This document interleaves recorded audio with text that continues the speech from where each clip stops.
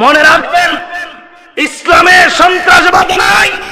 ইসলাম সন্ত্রাস পালন করে না, কোরআন সন্ত্রাস পালন করে না, নবীদের চরিত্র সন্ত্রাস পালন করে না। তবে এটা সত্য, যদি রাসূলের উপর আঘাত করা হয়, রাসূলের চরিত্র হানি করা হয়, সম্মান হানি করা হয়, মুসলমানেরা জীবনের শেষ রক্ত দিয়ে প্রতিহত করবে। সবাইকে বলতে হবে, এক নম্বর কি? দুই নম্বর হলো ফুরকান, বলেন কি নাম? তিন নম্বর হলো কিতাব, চার নম্বর হলো তানজিল, পাঁচ নম্বর হলো জিকির।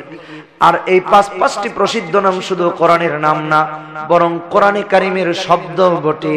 আল্লাহ পাকের যেই বান্দা বান্দি এই নামগুলো মুখে নে, প্রত্যেক হরফে আল্লাহ পাক তার আমল নামায় 10টি করে নেকি লিখে দেন। কেন? যে এটা কোরআনের শব্দ। কিসের শব্দ? আর কোরআনের একটা হরফ পড়লে, মুখে নিলে, তিলাওয়াত করলে 10টি করে নেকি লিখা। সুবহানাল্লাহ জোরে বলেন। ভাইরা আমার, বন্ধুরা আমার, তাহলে এইগুলা যে কোরআনের শব্দ কি করে বুঝবো? কোরআনে কারীম খুলে দেখুন, প্রথম যে আয়াত তিলাওয়াত করেছি 15 পারার সূরা বনী ইসরাঈলের 9 নম্বর আয়াত, 2 নম্বর পৃষ্ঠায়, ইন্না হাদাল কোরআন ইয়াহদি লিল্লাতী হিয়া আকওয়াম। এখানেও কোরআন আছে। কোরআনে কারীমের অনেক আয়াতে অনেক শব্দ কোরআন আছে। 27 নম্বর পারায় 7 নম্বর পৃষ্ঠা থেকে একটি সূরা আরম্ভ হয়েছে। সূরার নাম হলো সূরাতুল কমার। আল্লাহ রাব্বুল আলামিন সূরা কমারে 17 নম্বর আয়াতে, 22 নম্বর আয়াতে, 32 নম্বর আয়াতে, 40 নম্বর আয়াতে একবার নয়, দুইবার নয়, চারবার বললেন, ওয়ালাকাদ ইয়াসসারনাল কোরআন লিযিকরি ফাহাল মিন মুদ্দাকির। বান্দা, আমি কোরআন তোমার জন্য সহজ করে দিলাম, আছে কি তোমাদের মধ্যে কেউ গবেষণা করবে নাকি? আল্লাহ পাক সূরা বনী ইসরাঈলের 9 নম্বর আয়াতে বললেন, হেদায়েতের জন্য সবথেকে সহজ মাধ্যম হলো কোরআন। আল্লাহ পাক এখানে বললেন, গবেষণার জন্য আল্লাহ পাক নিজে সহজ করে দিলেন কোরআন। কিন্তু আপনি আর আমি কঠিন বানিয়েছি। কি করে? 99.99999% আলেম ছাড়া, মাদ্রাসায় পড়েনি এরকম লোক যদি জিজ্ঞেস করা হয় সূরাতুল ফাতিহাটা সহি করে পড়ে, কিয়ামত হয়ে যাবে আগেই। সূরা ফাতিহা সহি করে পড়া যাবে। আল্লাহ সহজ করেছেন। আপনি আর আমি সেদিকে যাইনি। যুবককে যদি জিজ্ঞেস করা হয় কোন খানের কোন স্টাইল তার আপাদমস্তকে আছে, যদি জিজ্ঞেস করা হয় রাসূলের স্টাইল কি তার জানা নাই, যদি জিজ্ঞেস করা হয় কোন মুভির কোন সিনেমার কোন চরিত্রটা কি রকম তার জানা আছে, যদি জিজ্ঞেস করা হয় কোরআনে কারীমের চরিত্র কি যুবকের কাছে জানা নাই। আল্লাহ সহজ করেছে, আপনি আর আমি কঠিন করেছি। তাহলে কি করে কোরআন মাননা? কোরআনের সাথে কি করে রিলেটেড হলো? এই জন্য কোরআনের নাম কোরআন, কোরআনের শব্দ, এই নাম কোরআনের শব্দ। বিজ্ঞান বলেছে সহজ, আমরা হুমড়ি খেয়ে বলছি। প্রযুক্তি বলেছে সহজ, আমরা হুমড়ি খেয়ে বলছি। প্রত্যেকটা ক্ষেত্রে, গাড়ি, বাড়ি, ইলেকট্রিসিটি, তারপর কি বলে ইঞ্জিনিয়ারিং, সব থেকে আমরা উন্নত উন্নত উন্নত খুঁজি। আরে ভাই, কোরআনে কারীমের থেকে উন্নত তামাম পৃথিবীতে কোথাও কিছু নাই। আল্লাহু আকবার বলেন চিৎকার করে। একটু বোঝার চেষ্টা করবেন, কথাগুলো বোঝার, মুখস্থ করার চেষ্টা করবেন। ওয়াজ মুখস্থ করে আমল করে, এটা হলো কোরআন। বোঝার জন্য আরো অনেক উদাহরণ দিতে পারি, সংক্ষেপে একটা উদাহরণ দিই, নয়তো বুঝে আসবে যে কোরআনে কারীমকে আল্লাহ সহজ করলেন, আপনি আর আমি ইয়াকিন করতে পারতেছি না। বিজ্ঞানীরা বলেছে এটা সহজ, ঝাঁপিয়ে পড়লাম। প্রযুক্তি বলেছে এটা সহজ, ঝাঁপিয়ে পড়লাম। তাহলে পৃথিবীর বিজ্ঞান, তাগুত কেন্দ্রিক বিজ্ঞানকে এতটাই মহব্বত করেছি, এতটাই আস্থার জায়গায় জায়গা দিলাম, আর স্রষ্টার কথাটাকে পাত্তাই দিলাম না। আমি কি মিথ্যা বললাম না সত্য বললাম? নিজেকে নিজের জিজ্ঞেস করি, নিজের কল্পকে নিজে জিজ্ঞেস করি যে হুজুরের কথাটা সঠিক না মিথ্যা, তাহলে খবর পেয়ে যাবে। আইফোন বের হয়েছে, আইফোন এক্স সিরিয়াল ধরে কিনে আনতেছে, তা মুসলমান প্রয়োজনে পারলে বাড়ি বিক্রি করেও কিনবে। এত আসক্তি, এতটা খেলাধুলার প্রতি। আমরাও তো ছোট থাকতে খেলেছি, এমন না যে খেলি না, বুঝেন নাই কথা? খুব ভালো খেলাধুলা করেছি, বাট ওটার কথা না। কিন্তু আজ এটা নেশায় পরিণত হয়েছে, পেশায় পরিণত হয়েছে। কত টুর্নামেন্ট খেলা যায়, ইন্টারন্যাশনাল খেলা হয়। যুবকদের ফেসবুকের ওয়াল খুঁজলে দেখবেন কে গেছে না গেছে, কয়েকটা নামাজ বাদ দিয়ে খেলা দেখছে, তারপরে টিকিট পাইছে কি পায় নাই সব। আবার এরকম স্টার্ট হয়েছে, ইস 3টা পর্যন্ত জায়গা থাকলাম, বুঝেন নাই কথা, টিকিটটা পাইলাম না, এটাও দে। আবার কেউ কেউ বার্সেলোনা রিয়াল মাদ্রিদের খেলা দেখার জন্য প্রত্যেকদিন রাত যায়। বিশ্বাস না করলে জিজ্ঞেস করে দেখেন, দুঃখজনক কিসের অধঃপতন।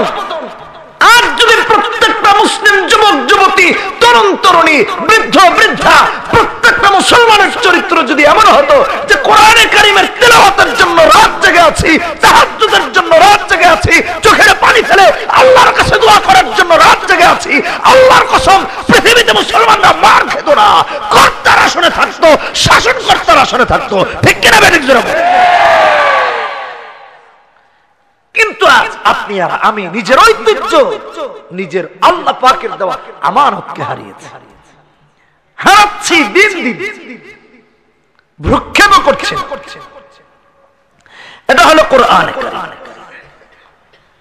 ভাইয়ের আমার, বন্ধুরা আমার, 2 নম্বর বলেছিলাম কোরআন কারীমের নাম ফুরকান,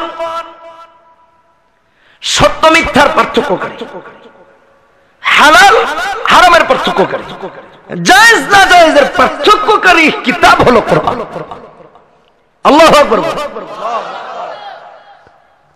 এর নাম কোরআনের শব্দ।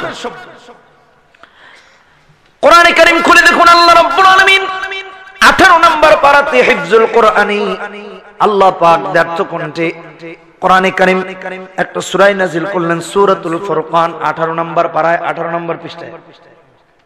প্রথম আয়াতে আল্লাহ পাক দ্ব্যর্থ কণ্ঠে বললেন, তাবারাকাল্লাযী নাযালাল ফুরকানা আলা আবদিহি লিয়াকুনা লিল আলামিনা নাযীরা। ফুরকান আলা আবদিহি, নবীর কাছে আল্লাহ পাক ফুরকান নাযিল করেছেন কেন? মানুষদেরকে যেন ভীতি প্রদর্শন করাতে পারেন। ভাইরা আমার, বন্ধুরা আমার, আজও দেখবেন হক্কানি আলেমরা কিন্তু সমাজে ভীতি প্রদর্শন করান, হালাল কাজের দিকে উদ্বুদ্ধ করেন, হারাম কাজ থেকে মানুষদেরকে বিরত করেন। তারপরেও মানুষগুলো খেপে যায়, আলেমের এগেইনস্টে বিরোধী হয়ে যায়, তার বিরুদ্ধে দুশমনি আরম্ভ করে দেয়, নীরব নির্যাতন করতে আরম্ভ করে। সুদের বিরুদ্ধে যদি আলেম বক্তৃতা করেন তাহলে কমিটির গায়ে লেগে যায়, ঘুষের বিরুদ্ধে যদি কথা বলেন তাহলে এলাকার লোকের গায়ে লেগে যায়, চুরির বিরুদ্ধে কথা বললে চুরের গায়ে লেগে যায়। তাই বলে কি কোরআনের কথা বলা যাবে না? অবশ্যই বলতে হবে, কিন্তু মনে রাখবেন ওয়ারাসাতুল আম্বিয়াগণ নবীর দায়িত্ব পালন করতেছেন। অতএব আলেমরা সত্য কথা বলা যাবে, বলতে হবে। যারা বিরোধিতা করবে তারা আবু লাহাব আবু জাহালের উত্তরাধিকারী হবে।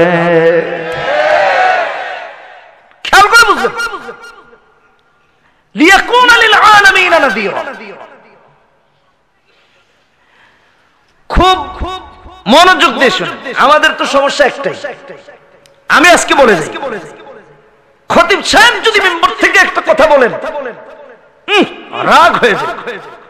হ্যাঁ, এই কথা বললো কেন জানে না, আমি এটার সাথে জড়িত, আর আমার টাকায় মসজিদ চলে, মাদ্রাসা চলে,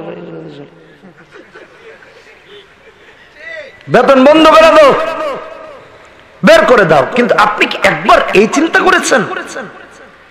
আপনি কি একবার এই চিন্তা করেছেন এই মিম্বর বিশ্বনবী মুহাম্মদুর রাসূলুল্লাহ সাল্লাল্লাহু আলাইহি ওয়াসাল্লামের, এই মিম্বর হযরত আবু বকর সিদ্দিক রাদিয়াল্লাহু তাআলা আনহুর, এই মিম্বর হযরত ওমর রাদিয়াল্লাহু তাআলা আনহুর, এই মিম্বর হযরত ওসমান রাদিয়াল্লাহু তাআলা আনহুর, এই মিম্বর হযরত আলী রাদিয়াল্লাহু তাআলা আনহুর, এই মিম্বর তো খালিদ বিন ওয়ালিদের, এই মিম্বর তো মুহাম্মদ বিন কাসিমের, এই মিম্বর তো শাইখ কাদিয়ার, এই মিম্বর তো শাইখ গাফরপুরীর, এই মিম্বর তো মুফতি আমিনীর, এই মিম্বর তো শাইখুল হাদিস আল্লামা আজিজুল হক রাহমাতুল্লাহ আলাইহির, এই মিম্বর তো হাফিজ হুজুরের, এই মিম্বর তো পীর হুজুরের, এই মিম্বর তো শাহজালাল ইয়ামিনীর।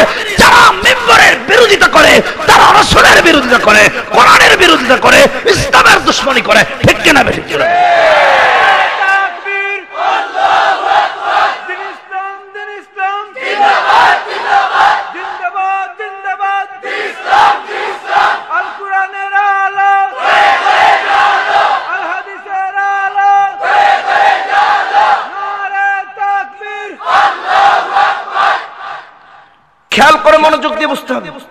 আপনি কি একবার চিন্তা করেছেন আমি কাকে বারণ করছি? আলেম তো তার দায়বদ্ধতা নিয়েছেন, তিনি ওয়ারাসাতুল আম্বিয়া, তাকে হক কথা বলতে হবে। আপনি মিম্বরের নিচে আছেন, উনি উপরে আছেন, উনি খেয়ানত করতে পারবেন। একবারও এটা চিন্তা করতে হবে। সমাজ সংশোধন হওয়া দরকার, চিন্তা করে কথা বলা দরকার। আমি মনে করি আমার খেতাবতী মসজিদে জুমা পড়ানোর 10 বছর অভিজ্ঞতা আছে। এখন রুচি উঠে গেছে এই জন্য যে হক কথা বলা যায়। সমস্যা এক মন্ত্রী মহোদয় আমাকে ওনার এক মসজিদের জুমা পড়ানোর জন্য গিয়েছি। তা আমি অনেকগুলো শর্ত দিলাম। এর মধ্যে একটা শর্ত হলো, আমার বক্তৃতায় যদি কোন ধরনের আপত্তি থাকে, কোন সাধারণ পাবলিক অর্থাৎ গায়রে আলেম বলতে পারবে। আমার এই বক্তব্যের ভুল যদি ধরায় দিতে হয়, তাহলে আপনি আপনার পছন্দ মতো আলেমকে জানাবেন, তিনি আমাকে বলবেন। কথা বুঝেন নাই? আমিও মনে করি যদি আপনি আলেম না হন, একজন আলেমকে কথা বলতে হয়, তাহলে আরেকজন আলেমের সাথে পরামর্শ করে। এটা কি সত্য বলা হয়েছে না মিথ্যা বলা? আল্লাহু আকবার। কোরআন কি, কোরআন কি এটা জানি না দেখে আজ এতটা মূর্খ হয়। কোরআনে কারীম কি এটাই জানি।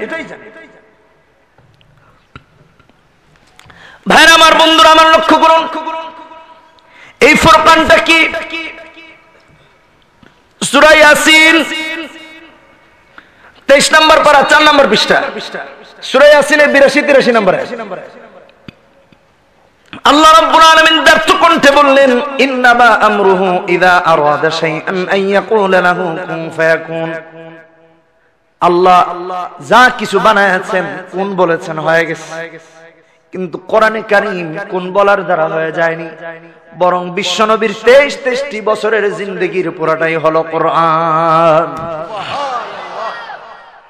আল কোরআনু কালামুল্লাহ ওয়া খারাজা মিন, আল্লাহর ভেতর থেকে কোরআন বেরিয়ে কোন বলার দ্বারা হয়ে যায়।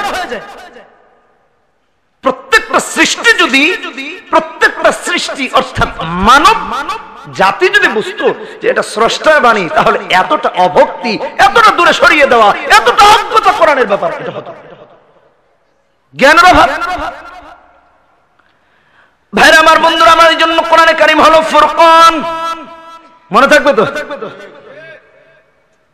আজ গোটা পৃথিবীর মুসলমানরা বিপদে আছে। কেন? কারণ আলো কোনটা, অন্ধকার কোনটা পার্থক্য করতে পারতেছে না। পৃথিবীর আলো আর অন্ধকার যদি পার্থক্য করতে হয়, তাহলে লাইটের দরকার। আর ইহকাল পরকালের আলো আধার পার্থক্য করতে হলে কোরআন এবং নবীর সুন্নাত ছাড়া বিকল্প কোনো পথ নাই। এই যে রাস্তা দিয়ে হেঁটে যাবেন, মনে করেন অন্ধকার, সাপ আপনাকে কামড় দিতে পারে। সাপ যদি শুয়ে থাকে, আপনার হাতে যদি লাইট থাকে, আপনি দেখতে পারবেন যে সাপটা পাশ কেটে যায়। গরু পায়খানা করে গেছে, আপনি পাড়া দিয়ে হাঁটু টাটু সব ভাঙলেন, পিচ রাস্তা। কলা ফেলে দিছে, উচটকে পড়ে নাক টাক ব্রেক, বোঝানোর জন্য বলছি। কিন্তু আপনার কাছে লাইট থাকলে আপনি বিপদে পড়বেন। আমি স্পষ্ট ভাষায় বলছি, আজ গোটা পৃথিবীর মুসলিম শাসকেরা কোরআনবিহীন, নবীর সুন্নাহবিহীন রাজ্য পরিচালনা করতে গিয়ে আজ কাফেরদের দালাল হচ্ছে, কাফেরদের কাছে ধর্ণা দিচ্ছে, শয়তানের উত্তরসূরিদের কাছে ধর্ণা দিচ্ছে, আল্লাহর আযাব আর গজবে নিপতিত হচ্ছে। কারণ কোরআনে কারীমের জ্ঞান নাই, এটাকে অ্যাপ্লাই করতেছে। জ্ঞান আছে, অ্যাপ্লাই করতেছে। সুন্নাতের চরিত্রের জানা আছে, জ্ঞান আছে, অ্যাপ্লাই করতেছে, এটা পালন করতেছে। এই জন্য বিপদে। ভাইরা আমার, বন্ধুরা আমার, কোরআনে কারীমের মশহুর 3 নম্বর নাম বলেছিলাম কিতাব, সবাই জানেন। 1 নম্বর পারে সূরা বাকারার 2য় আয়াতে আল্লাহ পাক দ্ব্যর্থ কণ্ঠে বললেন, যালিকাল কিতাব লা রাইবা ফি, যালিকাল কিতাব লা রাইবা ফি। এটা এমন কিতাব যেই কিতাবে কোনো সন্দেহ নাই। জোরে কোন সুবহানাল্লাহ। সন্দেহ থাকবে দূরের কথা, সন্দেহের অবকাশ নাই। এটা এমন কিতাব যেই কিতাবের প্রত্যেকটা হরফ আল্লাহর বান্দাবান্দি তিলাওয়াত করলে 10টি করে আমলনামায় নেকি লেখা হয়। পৃথিবীতে এমন কোন কিতাব নাই, এমন কোন গ্রন্থ নাই যা তিলাওয়াত করলে প্রত্যেক হরফে 10টি করে নেকি লেখা হয়। একমাত্র কিতাব হলো কালামুল্লাহ, কোরআন, ফুরকান কিতাব, তানজিল। যে কিতাব তিলাওয়াত করলে পরে আমলনামায় আল্লাহ পাক 10টি করে নেকি লিখে দেন। কোন সুবহানাল্লাহ। এটা হলো কোরআন। ভাইরা আমার, বন্ধুরা আমার, কোরআনে কারীমের 4 নম্বর মশহুর নাম হলো তানজিল। সূরা আহকাফ 26 নম্বর পারাতে প্রথম পৃষ্ঠার প্রথম লাইনে আল্লাহ পাক দ্ব্যর্থ কণ্ঠে বললেন, হামিম তানজিলুল কিতাবি মিনাল্লাহিল আজিজিল হাকীম। তানজিল কেন কোরআন তানজিল? এটা জিনিসটা খেয়াল করেন, অনুধাবন করার চেষ্টা করেন। মনে করেন আপনি আর আমি বিপদে পড়েছি, এখন উদ্ধার হতে হবে কি দিয়ে? এটা তালাশ করতে হলে আমাকে ওখান থেকে উদ্ধার হওয়ার পলিসি খুঁজতে হবে। গর্তে পড়ে গেছে, মই ছাড়া ওঠা যাবে, আমাকে মই তালাশ করতে হবে, কারণ আমি বিপদে পড়েছি, তাই না? তানজিল হলো কোরআন। এজন্য যে কোরআনে কারীম আল্লাহ পাক অল্প অল্প করে নাজিল করেছেন। দেখেন শানে নুজুল আছে, বিভিন্ন প্রেক্ষাপটে সূরা আয়াত আল্লাহ নাজিল করেছেন। তাহলে এই যে গোটা পৃথিবীর বর্তমান প্রেক্ষাপট, আল্লাহ তো বিশ্বনবীকে সাহাবায়ে কেরামের জন্য নবীর যুগে নবীর উপর কি কোরআন নাজিল করেছেন। কোরআন নাজিল করে সমস্যা থেকে সমাধান হওয়ার পথ দেখাইছেন। আর আজও মুসলমান যদি সমস্যায় থাকে, সমাধানের পথ হলো কোরআন। একটা স্লোগান দেয় না, সব সমস্যার সমাধান দিতে পারে আল কোরআন। এটাই হলো তানজিল। আল্লাহ পাক শানে নুজুল, যারা তাফসীর পড়েছেন, কোরআন সম্পর্কে কিছু না কিছু জ্ঞান আছে, সবাই জানেন, উলামায়ে কেরাম তো ভালো জানেন। আজকের যে প্রেক্ষাপট, গোটা পৃথিবীতে মুসলমানরা মার খাচ্ছে, এখান থেকে উদ্ধার হওয়ার একমাত্র উপায় কোরআন এবং নবীর সুন্নাত, এর বিকল্প কিছু নেই। অ্যাপ্লাই করেন, নাজাত পেয়ে যাবেন। এজন্য কোরআন হলো তানজিল। আমরা কোরআনের সমস্যার সমাধান খুঁজবো কি? খুঁজতেছি কি আমেরিকার কাছে, খুঁজতেছি কি লন্ডনের কাছে, খুঁজতেছি ভারতের কাছে, খুঁজতেছি তাগুতের কাছে। যতটা তাগুতের কাছে গেলেন, ততটা যদি কোরআনের কাছে, আল্লাহর কাছে যদি নিজের সমস্যার সমাধান তালাশ করতেন, মুক্তি পেয়ে যেতেন। এজ এ মুমিন আল্লাহ হেফাজত বলেন আমিন। কোরআনে কারীমের 5 নম্বর নাম হলো জিকির, প্রসিদ্ধ নাম।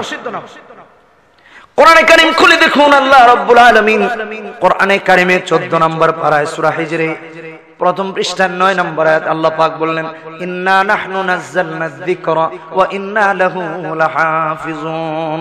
কাফের বেঈমানরা কোরআনের উপর আঘাত করবে, কোরআনকে মেটানোর চেষ্টা করবে, কিন্তু মুহাফিজ আল্লাহ যখন হয়ে গেলেন, কিয়ামত পর্যন্ত কোরআনকে নিশ্চিহ্ন করা কোনোভাবেই সম্ভব হবে না।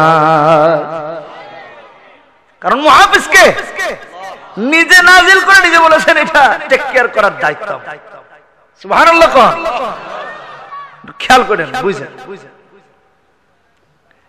বিজ্ঞানের প্রতি আকৃষ্ট হচ্ছে, প্রযুক্তির প্রতি আকৃষ্ট, চাইবে কোরআনের থেকে বড় বিজ্ঞান কোথায়? বলেছেন কে? আল্লাহ। বলেছেন কে? তাহলে আল্লাহ থেকে বড় আস্থার জায়গা, বড় জায়গা, বিশ্বাসের জায়গা আর আছে নাকি? তাহলে আল্লাহ বলেছেন, তো আপনি আর আমি একটু নিজের আত্মাকে জিজ্ঞেস করি তো, কতটুকু এটা বিশ্বাস করেছি যে আমার স্রষ্টা বলেছেন কোরআন বিজ্ঞান? একটু চিন্তা করেন তো। অধিকাংশের আত্মাই বলবে না, আসলে তো মানুষ।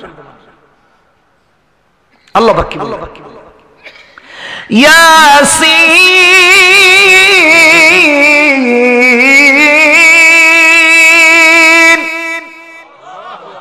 সূরা ইয়াসিন, ওয়াল কুরআনিল হাকীম,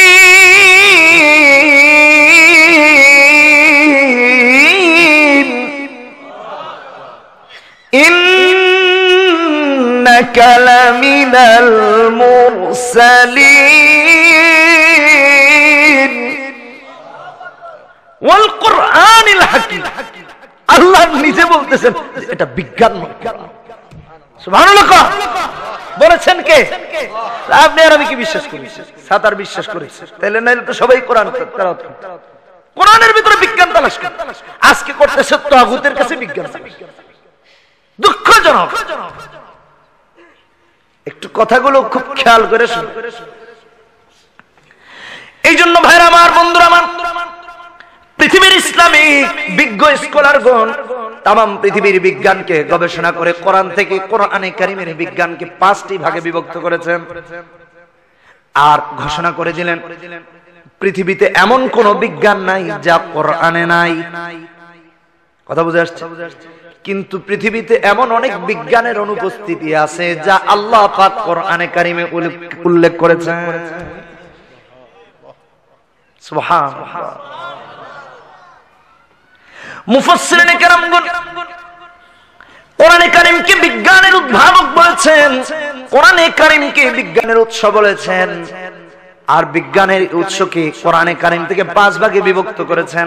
1 নম্বর হলো ইলমুল আহকাম অর্থাৎ সাংবিধানিক বিজ্ঞান, 2 নম্বর হলো ইলমুল মুখাসামা অর্থাৎ তর্কবিদ্যা, প্রমাণবিদ্যা, 3 নম্বর হলো ইলমুত তাযকির বিআলা ইল্লাহ স্রষ্টা তথ্য, স্রষ্টা তথ্যের বিজ্ঞান, 4 নম্বর হলো ইলমুত তাযকির বিআইয়ামিল্লাহ সৃষ্টি তথ্য, তামাম পৃথিবীতে যত সৃষ্টি আছে এই সৃষ্টি সংক্রান্ত বিজ্ঞান, 5 নম্বর হলো ইলমুত তাযকির বিল মাউত মৃত্যুর জ্ঞান। এই পৃথিবীতে যত বিজ্ঞান আছে সমস্ত বিজ্ঞানের উদ্ভাবনা হলো কোরআন থেকে। কোন আল্লাহু আকবার। ইলমুল আহকাম সাংবিধানিক জ্ঞান। ফর এক্সাম্পল, উদাহরণ দিচ্ছি, ব্যাখ্যা। প্রিয় ভাইরা আমার, প্রত্যেকটা দেশের জন্য সংবিধান। America, London, Japan, German, China, Korea, যাই বলেন, বাংলাদেশ আছে না সংবিধান? সংবিধান ছাড়া যদি রাষ্ট্র চলতে না পারে, সংবিধান ছাড়া মুসলমানও চলবে না। কিন্তু এই সংবিধানের প্রবর্তক আল্লাহ পাক কোরআন নাযিল করেছেন 1400 বছর আগে। আর আজকালকে পরশুদিন গতকালকে আমরা সংবিধান বানাইলাম, তার দুনিয়ার সংবিধানটা কেমন বড় হাসি লাগে। মনে করেন আমি যদি সরকার হই তাহলে আমি আমার মতো সাজাইলাম, আবার পরশুদিন যদি আরেকজন আসে তার মতো করে সাজাবে। কিন্তু কোরআনে কারীম তামাম পৃথিবীতে একমাত্র সংবিধান। কিয়ামত হবে, কিয়ামত পর্যন্ত একটা আয়াত, একটা শব্দ, একটা হরফ কোনোদিন পরিবর্তন হবে না। একটু গবেষণা করে আসে কেমন বিজ্ঞান, এত ইম্পর্টেন্ট বিজ্ঞান, যে বিজ্ঞান ছাড়া, সংবিধান ছাড়া দেশ চলে না, দেশের জনগণ চলে না, শান্তি শৃঙ্খলা থাকবে না। ভাইরা আমার, বন্ধুরা আমার, আল্লাহ রাব্বুল আলামিন কোরআনে কারীমকে মুমিন বান্দা-বান্দীর জন্য সংবিধান বানায় দিলেন। আর কোরআনে কারীমে ঘোষণা করে দিলেন, সূরা মাইদা খুলে দেখেন, আল্লাহ রাব্বুল আলামিন 44 নম্বর আয়াতে বললেন, ওয়া মান লাম ইয়াহকুম বিমা আনজালাল্লাহ ফাউলাইকা হুমুল কাফিরুন। রাষ্ট্রের সংবিধান কেউ যদি না মানে, এটাকে যদি কেউ কটাক্ষ করে, তাহলে তার বিরুদ্ধে রাষ্ট্রবিরোধী মামলা হয়।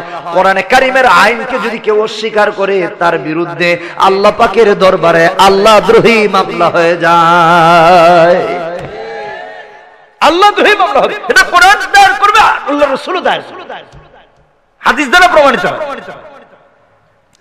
শুধু তাই নয় ভাইরা আমার, আল্লাহ রাব্বুল আলামিন সূরা মাইদা 44 নম্বর আয়াতে বললেন, আল্লাহ পাকের যে বান্দা-বান্দী কোরআনে কারীমের আইনকে অস্বীকার করবে, আল্লাহর বিধানকে, আল্লাহর হুকুমকে অস্বীকার করবে, কোরআনে কারীমের সংবিধানের ধারাকে যে ব্যক্তি অস্বীকার করবে, আল্লাহ রাব্বুল আলামিন দ্ব্যর্থ কণ্ঠে বলে দিলেন, ফাউলাইকা হুমুল কাফিরুন, সে কাফের হয়ে যায়। উদাহরণস্বরূপ মনে করুন, লক্ষ্য করুন, খেয়াল করুন, কেউ যদি মদ পান করে অথচ সে মুসলমান, অস্বীকার করে না কিন্তু খায়, পান করে, তার কবিরা গুনাহ হবে। তাওবা করলে তাওবাতান নাসুহা যদি অর্জন করতে পারে, আল্লাহ পাক তাকে maaf করে দিবেন। কিন্তু কেউ যদি খায় না, মদ খায় না, মদ পান করে না, বাকি মনে করে আল্লাহ এটাকে হারাম কেন করলেন, আমি হালাল মনে করলাম, সে কাফের হয়ে যায়। এমন লোকের সমাজ অভাব নেই। কারা বলে, দূর মিয়া, রাজনীতি করলে গেলে কোরআনের সব আইন মানা যায় না, একটা বাদ দিতে হবে। কি আসে না? নাই, চলতে হলে অনেক কিছু বাদ দিতে হবে। এই অভক্তিটা আবার কুফরির দিকে নিয়ে যাচ্ছে, আর অস্বীকার করলে কাফের হবে। কথা কি বুঝে আসতেছে? খেয়াল করে বুঝেন, আল্লাহর বিধানকে অস্বীকারী কাফের, ফাউলাইকা হুমুল কাফিরুন। অনেক প্রমাণ আছে, আমি সংক্ষেপে, কথা অনেক বড় তো বলে যেতে। ভাইরা আমার, বন্ধুরা আমার, কোরআনে কারীম যে জ্ঞান বিজ্ঞানের উৎস, কোরআন যে বিজ্ঞানের উৎস, পৃথিবীতে এমন কোন বিজ্ঞান নাই যা কোরআনে নাই। তার 2 নম্বর বিজ্ঞান হলো ইলমুল মুখাসামা, তর্কবিদ্যা। ফর এক্সাম্পল, আমি যদি বলি আমি আজকের এখানের প্রধানমন্ত্রী, আপনারা কেউ মানবেন না, এমপি বললেও মানবেন না, বরং এমপির লোক পারলে 2-4টা মাইট টাইট দিয়ে দিব যে হুজুর কি বলে না বলে, ঠিক কিনা বেরিয়ে গেল। আবার মারবো বলে কই এলাম, চিন্তা করছে, এরাও কয় ঠিক মারবে। কি তাইলে ওয়াজ করো, কমিটি ঠিকঠাক করে খেয়াল রাখে, নাহলে মারতেও তো পারে। যে কথা বলতেছিলাম, ইলমুল মুখাসামা, এটার উদাহরণ সুন্দর করে দিলে বুঝবেন কি, এই যে যারা আজকালকে আমরা স্মার্টফোন কিনি, প্রত্যেকের ফোনের সাথে দেখবেন একটা ক্যাটালগ আছে, তাই না? ক্যাটালগ কেন? যেন এর ইউজার যে এটা ব্যবহার করবে সে যেন বিপদে না পড়ে। যদি মনে করেন এখন সিমটা কোথায় ঢুকাবে সে খুঁজেই পাচ্ছে। আজকালকার মোবাইলগুলোতে এরকম, এই যে ছোট্ট একটা পিং এর মতো দেয়, ওটাতে খুঁজা মারলে বের, এছাড়া জারে তারে দিলে খুঁজেও পাবে না সিম কই ঢুকাবে। কভার খুলতে খুলতে বেটা মোবাইল 2 টুকরা করবে, মাগার সিমের জায়গা। বোঝানোর জন্য বলতেছি। বাট সে যদি ক্যাটালগটা খুলে, ছোট্ট বই অথবা সিডি দেয়, এটা খুলে যদি দেখে, তাহলে দেখবে সিমটা না, এই জায়গাতে পুশ করলে পর সিমটা ঢোকানো যাবে। কেন দিয়েছে ক্যাটালগটা? যেন ইউজার যেন সহজে ওখানে সমস্যার সমাধান খুঁজে পায়। আল্লাহ পাক কোরআনে কারীম দিলেন মানুষ বানায়া, যে বিপদে পড়বা আমার কোরআন থেকে সমাধান তালাশ করে নিও। গোটা পৃথিবীর মানুষের জন্য ক্যাটালগ হলো কোরআন। জোরে বলেন আল্লাহু আকবার। দেখেন আল্লাহ পাক কি বিজ্ঞান সৃষ্টি করে রেখেছেন। কোরআনে কারীম যে বিজ্ঞান, ইলমুল মুখাসামা, প্রামাণিক বিজ্ঞান। রাসূলুল্লাহ সাল্লাল্লাহু আলাইহি ওয়াসাল্লাম যখন কোরআনের দাওয়াত দিচ্ছেন, দ্বীনের দাওয়াত দিচ্ছেন, লা ইলাহা ইল্লাল্লাহর দাওয়াত দিচ্ছেন, তখন তো কাবার ভিতরে 360টি মূর্তি, লাতের উপাসনা করে, মানাতের উপাসনা করে, বৃক্ষের উপাসনা করে, পানির উপাসনা করে, গাছের উপাসনা করে, কি করে না করে ওরাও নিজে না জানে, এগুলাই। তো নবীজি যদি গিয়ে বললেন লা ইলাহা ইল্লাল্লাহ মুহাম্মাদুর রাসূলুল্লাহ, হ্যাঁ তাহলে 360টার কি হবে, লাতের কি হবে, মানাতের কি হবে, উজ্জার কি হবে? হ্যাঁ তুমি কোন এক আল্লাহর কথা বলতেছো, প্রমাণ কি? আল্লাহ কোরআনে প্রমাণ দিয়েছেন। এটাই হলো ইলমুল মুখাসামা। আচ্ছা, বুঝতে পেরেছেন? পৃথিবীতে প্রয়োজন ইহকাল পরকালে এমন কিছু কোরআনে নাই, এরকম কোনো বিষয় নেই, সব কোরআনে আছে। আল্লাহু আকবার। বুঝার জন্য বলছি। যেমন মনে করুন সাইয়্যিদুনা আবু বকর সিদ্দিক রাদিয়াল্লাহু তাআলা, নবীজি তার কাছে দাওয়াত নিয়ে গেলেন যে আবু বকর তুমি পড়ো লা ইলাহা ইল্লাল্লাহ। আবু বকর সিদ্দিক বলতেছেন মাদ-দালিল আলামাতুদ দাই, তুমি যে দাবি করলা তুমি নবী আর এক আল্লাহর কথা মুহাম্মদ, এটার প্রমাণ। প্রিয় ভাইরা আমার, হযরত রাসূল আকরাম সাল্লাল্লাহু আলাইহি ওয়াসাল্লাম এমন প্রমাণ পেশ করলেন, এক লাইনে সঙ্গে সঙ্গে কালেমা পড়ে মুসলমান হয়ে গেছে। দেরি করেন, প্রমাণটাও খুব ডেঞ্জারাস ছিল। দারদে মুহাব্বতে দ্বিতীয় খণ্ডে হাকিম আখতার রাহমাতুল্লাহ আলাইহি 21, 22, 23 নম্বর পৃষ্ঠাগুলোতে লিখেছেন, হযরত আবু বকরের বয়স যখন 16, নবীজির 18, নবীজির বয়স যখন 40, নবুয়তি পেলেন হযরত আবু বকরের 38, 2 বছর ডিফারেন্স। নবীজির কাছে ওহী আসলো, নবুয়তি পেয়েছেন, হযরত আবু বকর সিদ্দিককে দাওয়াত দিতে গেছেন। তো হযরত আবু বকর যখন বললেন দলিল কি, তুমি যে নবী দাবি করলা আর এক আল্লাহর কথা বললা, তো এত সনম্বনমের কি হবে? বুঝেন নাই কথা? রাসূল কি প্রমাণ পেশ করলেন? হযরত আবু বকরের যখন বয়স 16, নবীজির 18, তিনি শামে গেছিলেন ব্যবসা করতে। স্বপ্ন দেখেছেন, একজন ইহুদি পণ্ডিতের কাছে গেলেন স্বপ্নের ব্যাখ্যা জানার জন্য, বিধর্মী পণ্ডিতের কাছে। স্বপ্নের ব্যাখ্যা করলো যে ইউবাসু নাবিয়্যুম মিন কওমিক তাকুনু ওয়াজিরুহু ফি হায়াতিহি ওয়া তাকুনু খলিফাতুহু বাদা ওয়াফাতিহি। আমি যুগের ভাষায় বলি, অর্থাৎ তোমার কম থেকে একজন নবী আসবেন, প্রেরিত হবেন, তুমি নবীর জামানায় মন্ত্রী হবে আর নবীর ইন্তেকালের পরে প্রধানমন্ত্রী হবে। সুবহানাল্লাহ, জোরে বলেন আল্লাহু আকবার। মাগার এমন স্বপ্ন যে এটা কারো কাছে কইলেও মাইর খাওয়া নিশ্চিত। কেন? এই যে আমাদের দেশে 19 সালে না জানি 41 সালে নির্বাচন হবে, এরকমই তো শুনতেছি। আর হইলে হোক, না হইলে না, চলতেছে।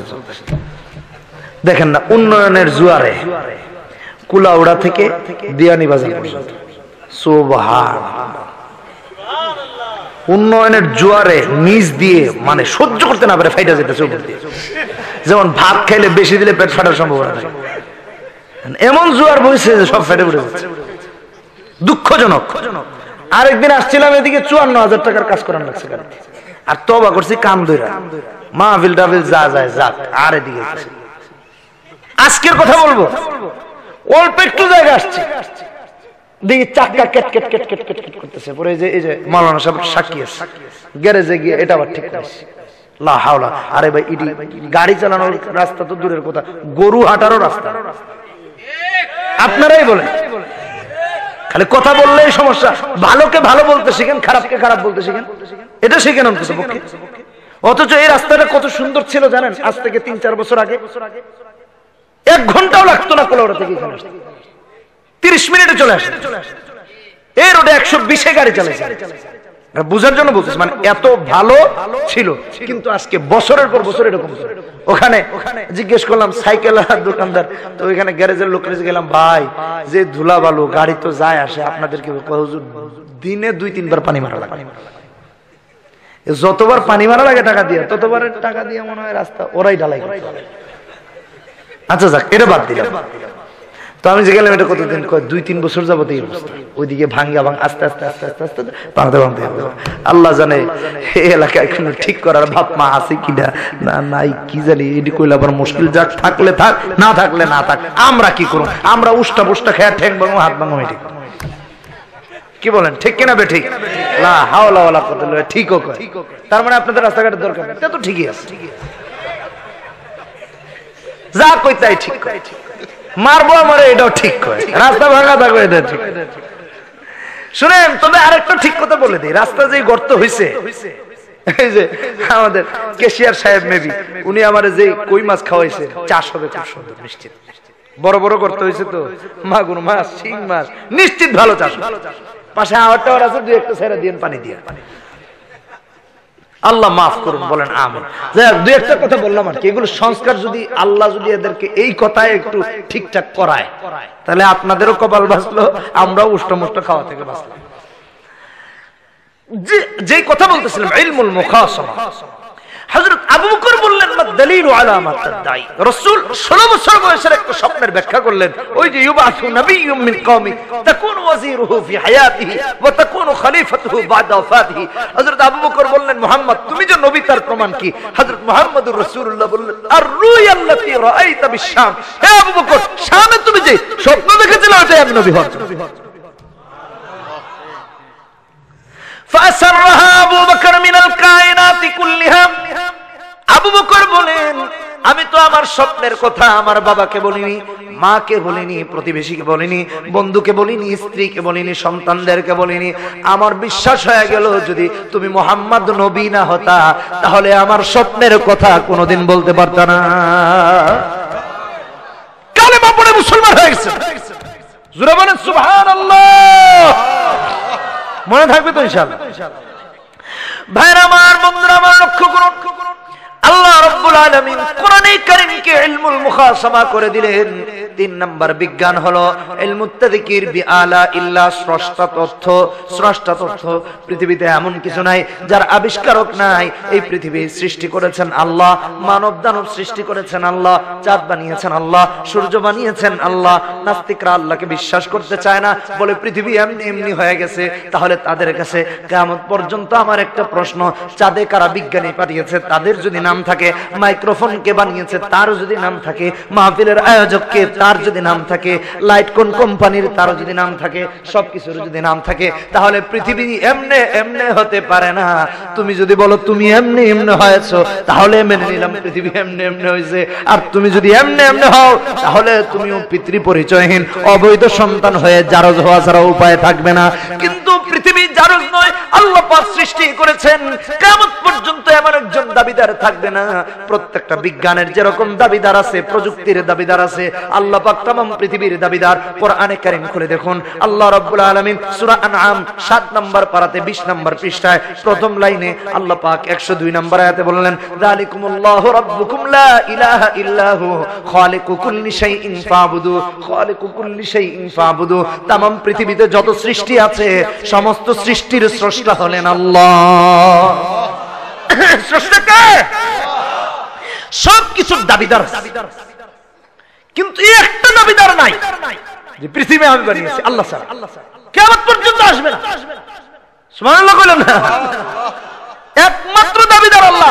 নমরুদ দাবি করে নাই যে আমি চাঁদ বানাইছি, ফেরাউনও পারেনি, সাদ্দাতও পারেনি, হামান পারেনি, কারুন পারেনি। আর আজকালকের নাস্তিক মুরতাদরাও কিয়ামত পর্যন্ত সময় দিলাম, পারলে আরেকটা চাঁদ বানাও, পারলে একটা সূর্য বানাও, পারলে একটা তারকা বানাও, পারলে 2-4 হাত আসমান বানায়া দেখাও, কিয়ামত পর্যন্ত পারবে না। আল্লাহ তা প্রমাণ করে। আল্লাহ যালিকুমুল্লাহু রাব্বুকুম লা ইলাহা ইল্লাহু। অতএব ইবাদত করতে হবে কার? তাগুতের নয়, কার? আল্লাহর। মনে রেখে ভাইরা আমার, বন্ধুরা আমার, বললে আরো অনেক লম্বা হবে, সংক্ষেপে 4 নম্বর বিজ্ঞানের উৎস যে কোরআন, কোরআনে কারীম, তার 4 নম্বর হলো ইলমুত তাযকির বিআইয়ামিল্লাহ। এই तमाम পৃথিবীতে এত সৃষ্টি আছে, অভাব নাই। যেদিকে তাকাবেন সৃষ্টি, আল্লাহর সৃষ্টি, আল্লাহর নিয়ামত। কিন্তু মানুষগুলো কতটা হারামি চিন্তা করে দেখেন, মানুষগুলো কতটা নাশুকরগুজার। সবার কথা বলতেছি। আল্লাহর নিয়ামতকে অস্বীকার করে আবার এক শ্রেণী বানাইলো, 18,000 মাখলুক। আল্লাহ সৃষ্টি নাকি 18,000। আরে বিজ্ঞান তো 18,000 বানাইছে। দেখেন না, সোফিয়া বানাইছে একটা রোবট, 18,000 বিজ্ঞান পড়বে। কুফরি কথা বলে। তাহলে আল্লাহর বক্তব্য কি? আল্লাহ পাক কোরআনে কারীমে সূরা নাহাল 14 নম্বর পারা 7 নম্বর পৃষ্ঠা 8 নম্বর আল্লাহ বলেন, ওয়াল খাইলা ওয়াল বিগালা ওয়াল হামিরা লিতারকাবুহা ওয়া জিনা ওয়া ইয়াখলুকু মা লা তা'লামুন।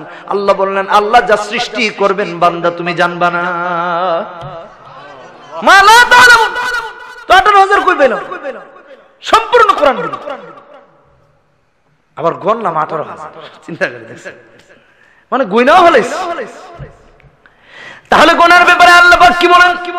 কোরআনে কারীম খুলুন, সূরা ইব্রাহিম 34 নম্বর আয়াতে আল্লাহ বলেন, ওয়া ইন তাউদ্দু নি'মাতাল্লাহি লা তুহসুহা ইন্নাল ইনসানা লাযালুমুন কাফফার। আল্লাহ বলেন, গোটা পৃথিবীর মানুষ যদি কিয়ামত পর্যন্ত করে গণে শেষ করতে পারবে না। আমরা তো গণলাম তাও না। লা হাওলা লা তুহসুহা। এটাই হলেন আল্লাহর ক্ষমতা। সুবহানাল্লাহ। এই সমস্ত কথাবার্তা পরিত্যাগ করতে হবে। ভাইরা আমার, বন্ধুরা আমার, কোরআনে কারীম যে বিজ্ঞানের উৎস, 5 নম্বর বিজ্ঞান হলো ইলমুত তাযকির বিল মাউত, মৃত্যুর জ্ঞান। প্রত্যেকে মৃত্যুর স্বাদ আস্বাদন করতে হবে। আল্লাহ পাক সূরা আল ইমরান 185 নম্বর আয়াতে বললেন, কুল্লু নাফসিন যায়িকাতুল মাউত। প্রত্যেকটা প্রাণীকে মৃত্যুর স্বাদ আস্বাদন করা লাগবে। 13 নম্বর পৃষ্ঠায় 4 নম্বর পারায় পৃথিবীর বিজ্ঞান যদি মনে করে আল্লাহর কোরআন বিশ্বাস করি না, নাস্তিক যদি মনে করে আল্লাহর কোরআন বিশ্বাস করি না, আল্লাহকে মানি না, তাহলে তাদের কাছে কিয়ামত পর্যন্ত সময় দিয়ে দিলাম। সরকারের 5 বছর, জোর করে 10-15 বছর, এটাও না, কিয়ামত পর্যন্ত সময় দিয়ে দিলাম। তুমি পারলে জবাব দাও। আল্লাহ পাক এমন বিজ্ঞানের ধারা আবিষ্কার করেছেন যে প্রত্যেকটা প্রাণীকে মৃত্যুর স্বাদ আস্বাদন করা লাগবে। তুমি পারলে কিয়ামত পর্যন্ত বেঁচে দেখাও। তোমার বাপকে বাঁচায়া দেখাও, তোমার দাদাকে বাঁচায়া দেখাও। তোমার বাপ নাস্তিক যেভাবে বেঁচে নাই, তোমার দাদা নাস্তিক যেভাবে বেঁচে নাই, তোমার পরদাদা নাস্তিক যেভাবে বেঁচে নাই, তুমিও থাকবে না। তোমার সন্তান যদি নাস্তিক হয়, সেও থাকবে না। এর দ্বারা প্রমাণ হয় কোরআনে কারীম এমন বিজ্ঞান যার একটা ধারাকে কিয়ামত পর্যন্ত কারো পরিবর্তন করার ক্ষমতা না। ইলমুত তাযকির বিল মাউত। আর কি বিজ্ঞান দেখবেন? আরে ভাই, বিজ্ঞান তো প্রত্যেক বছর আপডেট হয়। পৃথিবীর বিজ্ঞান, মানব রচিত বিজ্ঞান। দেখেন না, প্রত্যেক বছর মোবাইল একটার পর একটা বের করে। এটা 13 মেগাপিক্সেল, এটা 16 মেগাপিক্সেল, এটা 14 মেগাপিক্সেল, এটা সামনে অত, পিছনে এত, এটা ডাবল ক্যামেরা, এটা ট্রিপল ক্যামেরা, কত কিছু বানায়। কিন্তু আল্লাহ পাক এমন প্রযুক্তি, এমন বিজ্ঞান দিয়েছেন যেটা লেটেস্ট, গ্রেটেস্ট, সেটা হলো কোরআন। আল্লাহু আকবার বলেন। কিন্তু দুঃখজনক হলো সত্য, ঈমানদাররা এই বিজ্ঞান থেকে দূরে সরে গিয়া মানব রচিত বিজ্ঞানের প্রতি ডুবাস। আমি কি মিথ্যা কথা বললাম? দেখেন না, কয়েকদিন আগে দেখলাম, দুঃখজনক, আপনি আর আমি কি তালাশ করব, কোন চরিত্র ধারণ করব, আর কি ধারণ করতেছি। সেদিন দেখলাম সোশ্যাল মিডিয়াতে উত্তরবঙ্গের ছেলেরা আর্জেন্টিনার জন্য মিলাদ পড়াইছে। একটু গভীরভাবে চিন্তা করে দেখি, আমার মিলাদ নিয়ে কথা না, বাট মূল কথা বলতেছি, তাদের কাজটা। আমি চিন্তা করলাম, 1/2 কম মানুষ আর্জেন্টিনায় মুসলমান, বাট মিলাদটা কেন হইল, এটা তো পড়তে হবে। পড়তে পড়তে পড়তে পড়তে নিচে গিয়ে দেখলাম যে আর্জেন্টিনার একটা বিশ্বকাপ এবারের বাছাই পর্ব ছিল, লাস্ট ম্যাচ। যদি জিততে পারে তাহলে বিশ্বকাপ খেলতে পারবে, আর জিততে না পারলে বিশ্বকাপ থেকে বাদ। এরকম একটা ম্যাচ গেল না কয়েকদিন আগে, দেখছেন? সবাই জান, তাহলে আমি না যাই না, মিথ্যা কথা কয়ে না, আমি তো মুশকিলে পড়ে যাই। তো ব্যাপার কি, কেন মিলাদ পড়লো? যে আল্লাহ তুমি আর্জেন্টিনারে জিতাইয়া বিশ্বকাপ একটু খেলাও। সামাজিক ওয়াজ করতেছি, কবরের নিজেরটা তো কবরে কাজে লাগবে। যদি দুনিয়া ঠিক না হয় তাহলে ওখানে খালি মুকুরের বাড়ি খেতে। দুঃখজনক। একটু চিন্তা করে, যে বা যারা গোটা পৃথিবীর তাগুতি শক্তি, ইমানকে, ইসলামকে, কোরআনকে, দ্বীনকে, মুসলমানকে সন্ত্রাসী, জঙ্গি বানানোর জন্য উন্মাদ হয়ে আছে, আর আপনি আর আমি ওদেরকে বিজয়ী করার জন্য মিলাদ চালাইতেছি। লা হাওলা ওয়ালা কুওয়াতা। এর থেকে আর দুঃখজনক কিছু নাই। যারা মিলাদ পড়াইলো তারা না হয় জাতা, কিন্তু যে পড়াইলো এটা কত বড় দুঃখজনক। আর কত যুবক এমন আছে রাইতে বেলা কাঁদছে, আল্লাহ যদি কালকে আর্জেন্টিনা না জিতে তাইলে ব্রাজিলের লোকদের কাছে বোরখা পরে বেরোতে। এরকম যুবকের তো অভাব নাই, ওটা বাদ দিলাম। আমার কথাটা হলো ওখানে যে আপনি কার জন্য দোয়া করছেন, কাকে আপনি বিজয়ী করতে চাচ্ছেন? আপনি কি কুফরকে বিজয়ী করতে চাচ্ছি, না আমি তাওহীদকে বিজয়ী করতে চাচ্ছি? আমি কি ইসলামকে বিজয়ী করতে চাচ্ছি, না আমি কুফরি শক্তিকে বিজয়ী করতে চাচ্ছি? আমি কি মুসলমানের জন্য দোয়া করছি, না আমি কাফেরদের জন্য দোয়া করছি? আমি কি ইসলামের জন্য দোয়া করছি, না আমি ইসলাম বিরোধী কর্মকাণ্ডের জন্য দোয়া করছি? আপনার কল্পকে আপনি জিজ্ঞেস করুন। আমার কথাগুলো একটু গভীরভাবে চিন্তা করে।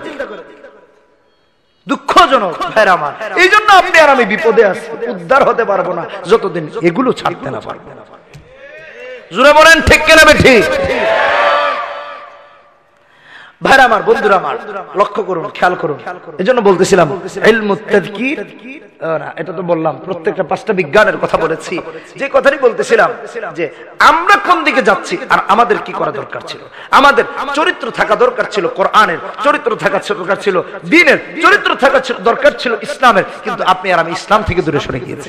এর থেকে আর দুঃখজনক কিছু।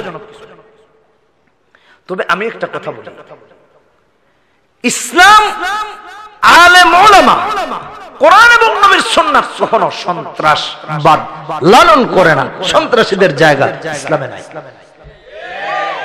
কথা বলেন ঠিক কিনা?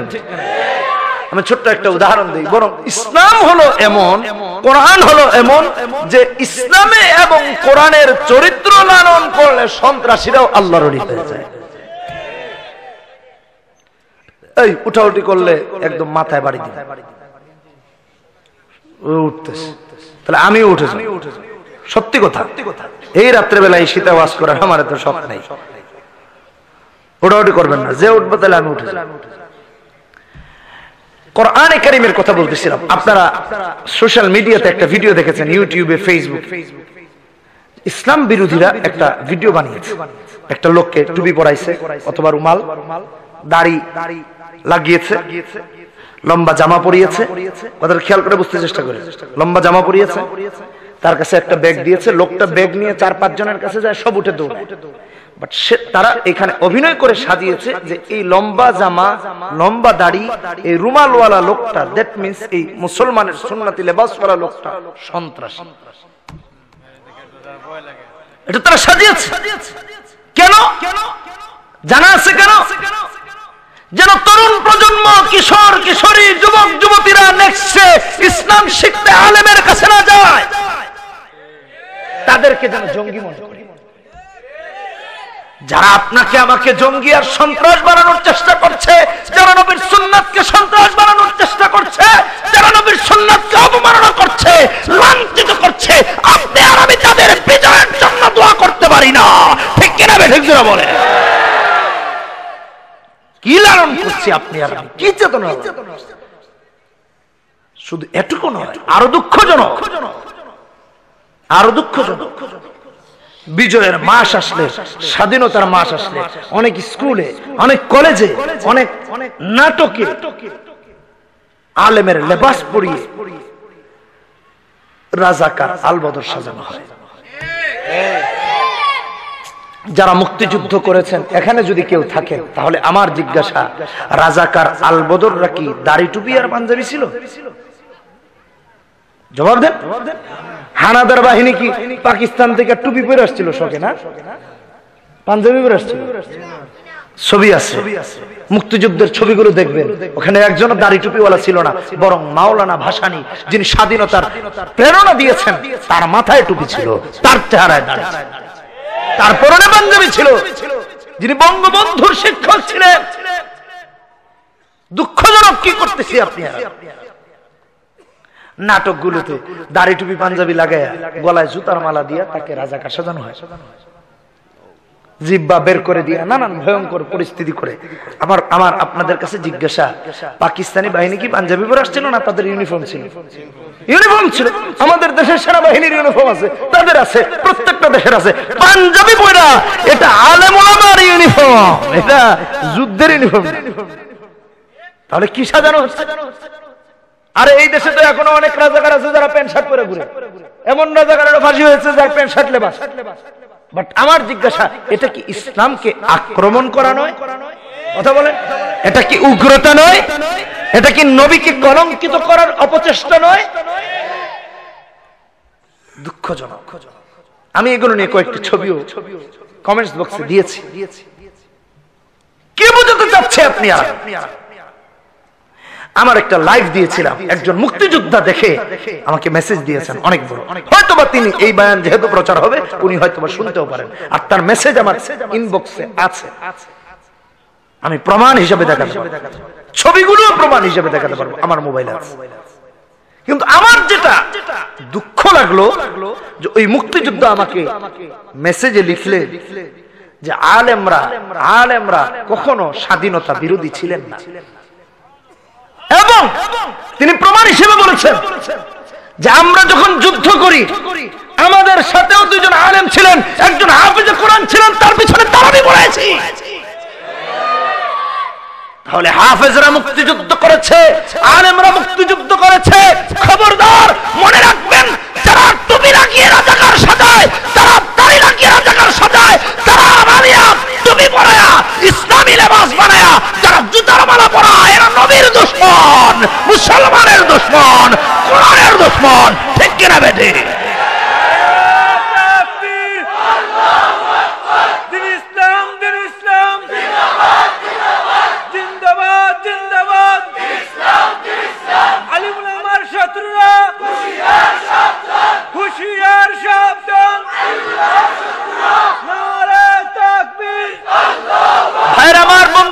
লক্ষ্য করুন আজ কোথায় সমাজ চলে যাচ্ছে। আলেমদেরকে স্বাধীনতার প্রতিপক্ষ বানানো হচ্ছে, ইসলামকে মুক্তিযুদ্ধের প্রতিপক্ষ বানানোর চেষ্টা চলতেছে। আমি দীর্ঘ কণ্ঠে বলতে পারি, কোন শকুনের যদি কুদৃষ্টি এই বাংলার জমিনের প্রতি পড়ে, আমি মনে করি দেশের আলেমরা, মুসলমানরাই সবার আগে যুদ্ধে নামবে দেশ রক্ষার। যারা যেগুলো বলে তাকিয়ে দেখেন, ওদের 14 গোষ্ঠী ছিল রাজাকার, স্বাধীনতা বিরোধী। দুঃখ লাগে, কি বলতে চাই, কি করতেছি? আলেমরা সন্ত্রাস লালন করে না, ইসলামের সন্ত্রাস। মুফতি আমিন রহমতুল্লাহ আলাইহি তার রিসালাতে লিখেছেন, প্রায় সময় আমাদের বলতেন, বুঝার জন্য বলছি। বাগদাদ নাম শুনেছেন? বাগদাদের একজন ডাকাত ছিল, নাম করা ইবনে সাবা। তার পেশাই ডাকাতি। ডাকাতি করতে গিয়ে ধরা খায়, জেলখানায় যায়, আবার এসে পড়ে, আবার ধরা খায়, আবার জেলখানায় যায়। পাওয়ারফুল তো একটু, বুঝেন নাই কথা? এরকম কত চুর ডাকাত আছে, ধরা খাইলে পরে কয়, হ্যালো, এটা আমার বাতি, যা করছে অভাব নাই। ঠিক কিনা? ডোন্ট মাইন্ড, রাগ টাগ করেন না। তো এরকম নাম করে ডাকাত ছিল, যেমন মনে করেন আমাদের দেশেও কালা জাহাঙ্গীর, লেঙ্গরা জাহাঙ্গীর, আমদা জাহাঙ্গীর, কত জাহাঙ্গীর আছে, তাই না? আবার কোনটা কয়ে কোন বিপদে পড়ি, এলাকার কোনটা কই নাই তো? আচ্ছা তাহলে ঠিক আছে, নইলে আবার কইব হুজুর আমার নাম কইলেন, মুশকিল তো। ফেমাস বলতেছি বোঝানোর জন্য। তো একবার ডাকাতি করতে গিয়ে ধরা খেয়ে গেছে। ধরা খাওয়ার পর তাকে জেলখানায় নিয়ে যাওয়া হলো। বেশ কিছুদিন হয়েছে ছাড়া পায়। অনেকদিন পর যখন ছাড়া পেয়েছে, বাড়ি যাবে তো চিন্তা করতেছে রাত হয়ে গেছে, দেখেন না পিছ দিয়ে কুয়াশা, সুবহানাল্লাহ, রাস্তা আছে না পাহাড়, কিচ্ছু দেখা যাইতেছে না, মানে চতুর্দিকে এরকম অন্ধকার, বুঝাইতেছি আর কি।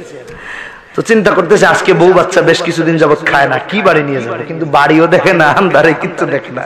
হঠাৎ করে নজরে আসলো যে একটা বাড়ির ভেতর থেকে বেড়ার ফাঁক দিয়ে একটা বাতি নিভু নিভু দেখা যায়, জ্বলতেছে। বাড়ির দরজায় গিয়ে হাজির, নক করেছে, ভেতর থেকে একজন আল্লাহর ওলি দরজা খুলে দিয়েছেন। সালাম দিলেন, আসসালামু আলাইকুম। ও চিন্তায় পড়ে গেল যে হুজুর সালাম টালাম দিলে কাজ হবে না, ডাকাতি করতে আসছি, বউ বাচ্চা না খেয়ে আসছে। সালাম তো হুজুর দিয়েছেন নবীর সুন্নাত, তাই না? ভাইরা আমার, বন্ধুরা আমার, হুজুর ডেকে বলেন, ইবনে সাবাত তোমাকে দেখি ক্লান্ত শ্রান্ত টায়ার্ড মনে হচ্ছে, ভেতরে আসো, তোমার মেহমানদারি করাই। ভেতরে দুধ আছে, দুধ দিলেন তাকে মেহমানদারি করানোর জন্য। ডাকাত ভাবতেছে যে এটা বুঝি তাকে কনভার্ট করার জন্য, খাতির তৈরি করার জন্য দিচ্ছে, কিন্তু আলেম তো দিলেন নবীর সুন্নাত। সুবহানাল্লাহ। ভাইরা আমার, বন্ধুরা আমার, হুজুর ডেকে বলেন, ইবনে সাবাত তোমার যদি সন্দেহ হয় তাহলে নিঃসংকোচ থাকো, প্রয়োজন হলে আমার জিনিসগুলো আমি মাথায় করি তোমার বাড়ি দিয়ে আসবো, তোমাকে গোছাতে হবে না। আল্লাহর ওলি নিজের সামানাগুলো নিজে গোছালেন, দুটা গাঠি বাঁধলেন, একটা মাথায় একটা হাতে, তার পিছে পিছে তাকে রাহবার বানিয়ে সকাল পর্যন্ত হেঁটে তার বাড়ি পৌঁছায় দিলেন।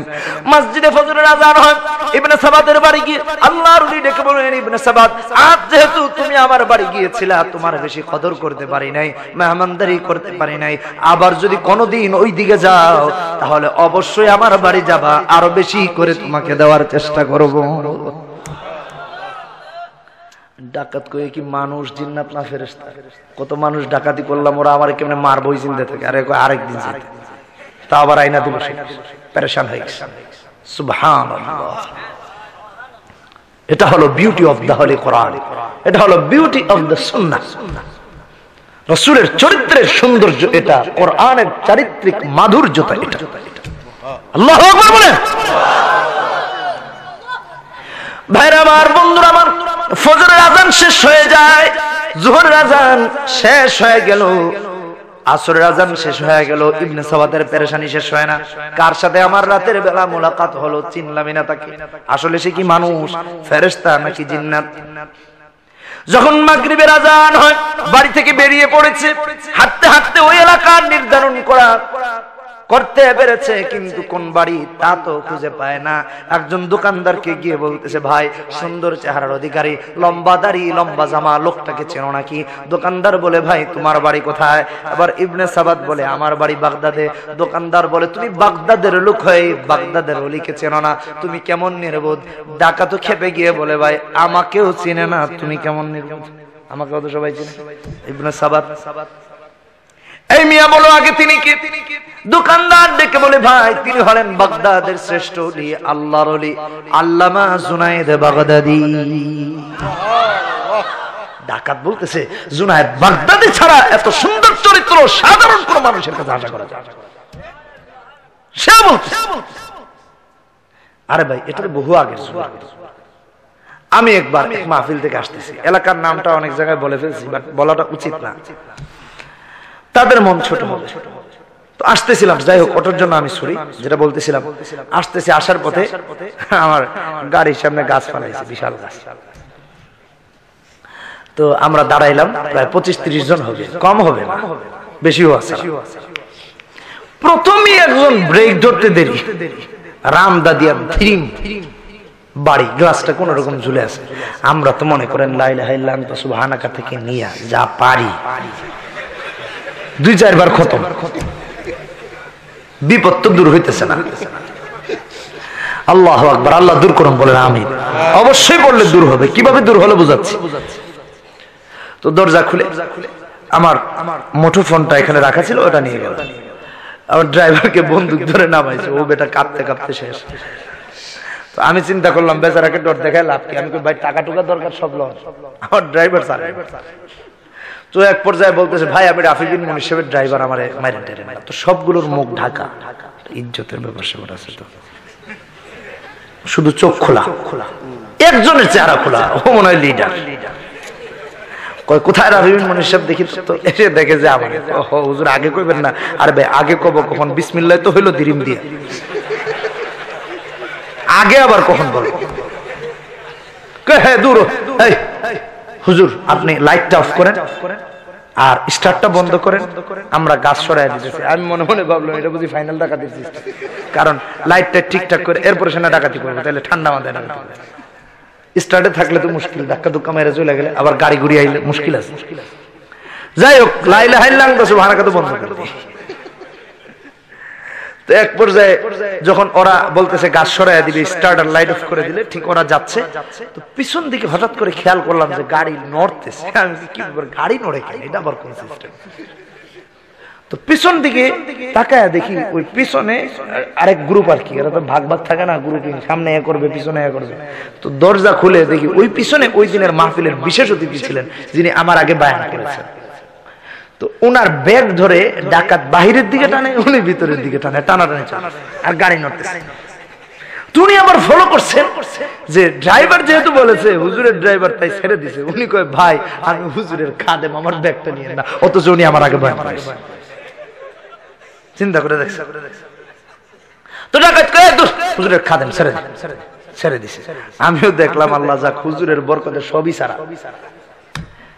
সামনে গিয়ে গাছটা সরাইয়া দিয়ে এসে বলতেছে হুজুর মনে কিছু নিয়েন না। আমি কই ভাই মনে তো কিচ্ছু নিমুই না, ছাড়বেন কখন এটা? এটা তো আমার মনে কিছু নেওয়ার টাইম আছে নাকি? আগে বিপদ থেকে উদ্ধার, কারণ যে বড় বন্দুক দেখছি আর এটা ধরছে দাও বাইকনের মাথায়। যে কথা বলতেছিল আল্লাহু আকবার, আল্লাহ সন্ত্রাস মুক্ত ডাকাত মুক্ত দেশ আমাদের গড়ার তৌফিক দান করুন। যে কথা বলতেছিলাম ওরা গাছটা সরাই দিয়ে এসে বলে হুজুর আমাদের কথা কাউরে কইেন না, আমাদের তো একটু নিরাপত্তার বিষয় আছে। লা হাওলা ওয়ালা ডাকাতের বলে আবার নিরাপত্তা। আমি বললাম না কমু না কারো কাছে, সমস্যা নেই, আমার মোবাইলে নিয়ে গেছে, কার কাছে ফোন নাম্বার তো সবাই যা সইতে হবে নিজে নিজে সইতে হবে।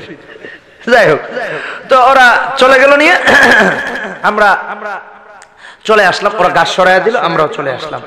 নিলে আর অনেক কিছু নিতে পারতো, ইজ্জত করেছে। আমি ইবনে সাবাতের কথা বলতেছি না, আজকালকার ডাকাতরাও জানে আলেমরা সন্ত্রাস না, ইসলামে সন্ত্রাসবাদ।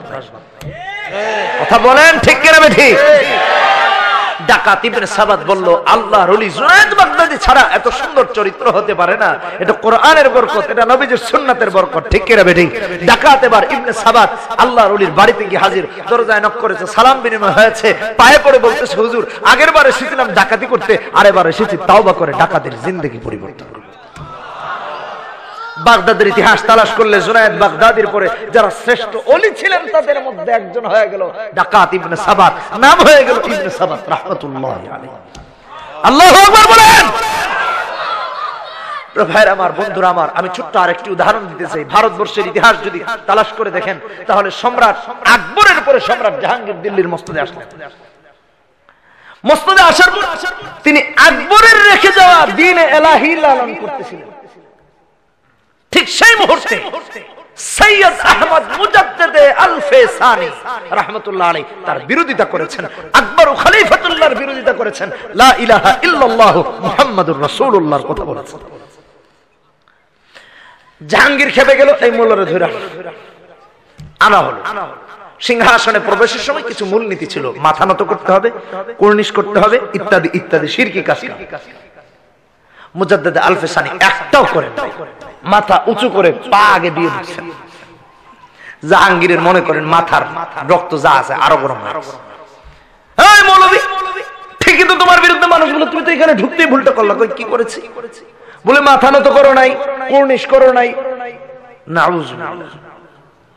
মুজাদ্দেদ আল-ফেসানি বললেন জাহাঙ্গীর এই মাথাটা আল্লাহ ছাড়া কারো সামনে নত করা যায়। আল্লাহু আকবার বলেন। জাহাঙ্গীর খেপে গেল, একে এই মোল্লাকে জেলে পাঠাও। আজকাল কেউ দেখবেন আলেম ওলামারা হক কথা কইলে খালি জেলে যাইতে, আরে ভাই নবীকেও তো জেলে আটকায় রাখছিল, সমস্যা নেই। বাট আপনি আবার অমুক রাজনীতি বামপন্থী রাজনীতি করে কইেন না যে আমরাও নবীর একটা সুন্নত পালন করছি, গাদার মতো হবে তাই।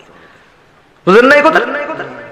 আমার শেখ মুফতি আমিনী রাহমাতুল্লাহ আলাইহি, তারপর শেখুল হাদিস আল্লামা আজিজুল হক রাহমাতুল্লাহ অনেকবার জেলে গিয়েছেন, এটাই স্বাভাবিক। আচ্ছা যাক, ওগুলো বাদ দিলাম। আমি যে মূল কথা বলতেছিলাম, সৈয়দ আহমদ মুজাদ্দেদ আলফে সানিকে জেলে পাঠানো হলো। কারারক্ষী পত্র লিখেছে জাহাঙ্গীরের কাছে যে হুজুর আপনি কারে জেলখানায় পাঠাইলেন? এই লোক তো রাত হলে পরে সব চোর ডাকাত নিয়ে নামাজে দাঁড়ায়, আর কান্নায় আকাশ বাতাস ভারী হয়ে যায়। কারে পাঠাইছেন? কি চোর ডাকাত না দর্শক? আল্লাহ সুবহানাল্লাহ করেন না ভাই আমার, বন্ধুরা আমার,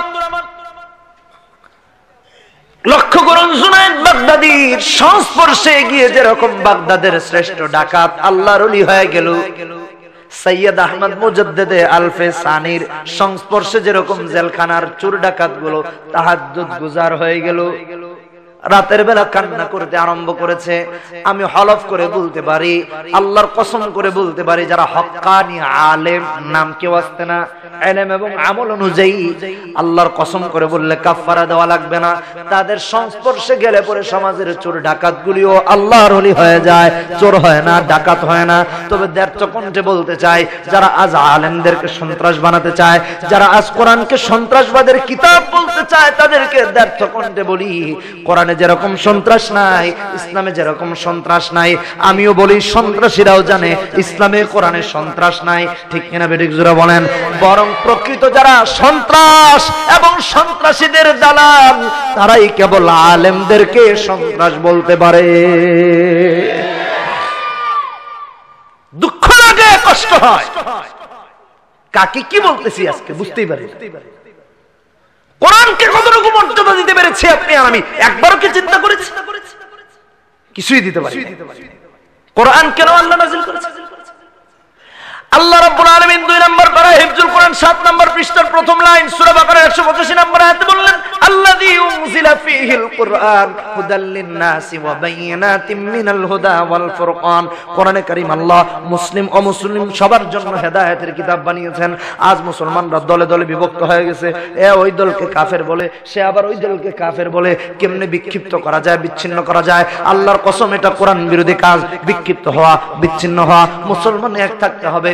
উদাহরণস্বরূপ কোরআনে কারীমের আয়াত সূরা আনফাল 46 নম্বর আয়াত, আল্লাহ পাক বললেন, আতিউল্লাহ ওয়া রাসূলহু ওয়া লা তানাযাউ ফাতাফশালু ওয়া তাযহাবা রিহুকুম ওয়াসবিরু। কোরআনে কারীম খুলে দেখুন।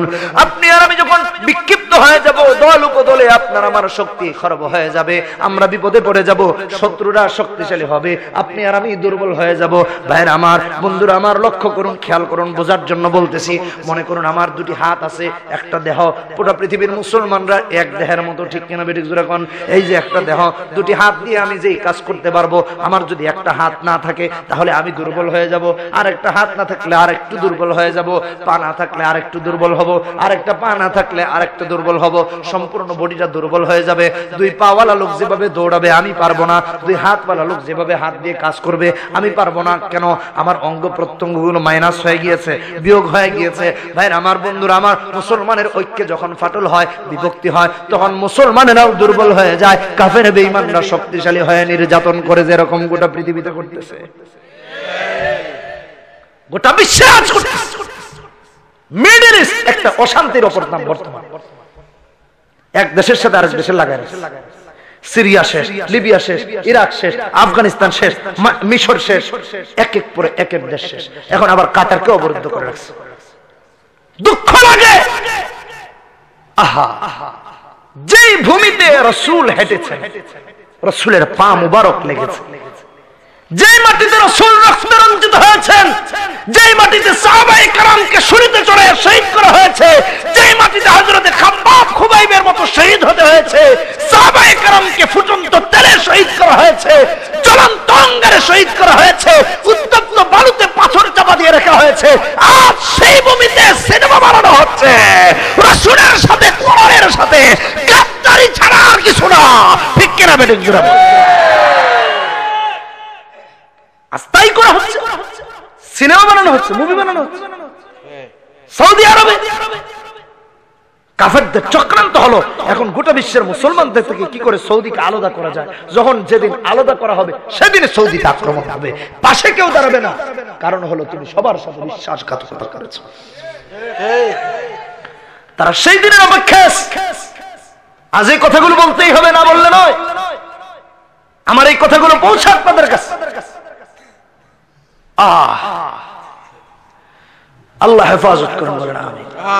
কোনটা রেখে কোনটা বলবো? আজ কি হচ্ছে গোটা পৃথিবীতে আপনারা একবারও চিন্তা করে?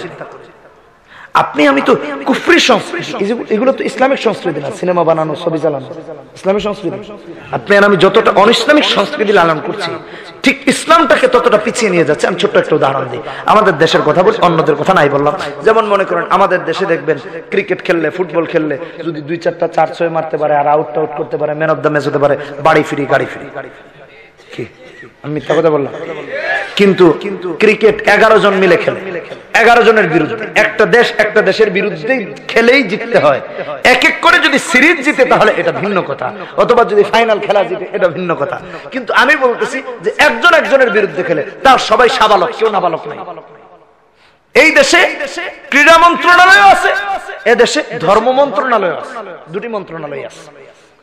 কিন্তু আপনারা দেখেন ক্রীড়া মন্ত্রণালয় বা সরকারের তরফ থেকে একটা প্লেয়ারকে যতটুকু সম্মান করা হয়, যারা কোরআনে হাফেজ, হাফেজ জাকারিয়া, নাজমুস সাকিব, আব্দুল্লাহ আল মামুন, তরিকুল ইসলাম, যারা একটা নয়, 2টা নয়, 10টা নয়, 20টা নয়, 100টা দেশকে পরাজিত করে, আজকে তাদেরকে মর্যাদা দেওয়া হয় না, বাড়ি দেওয়া হয় না, গাড়ি দেওয়া হয় না।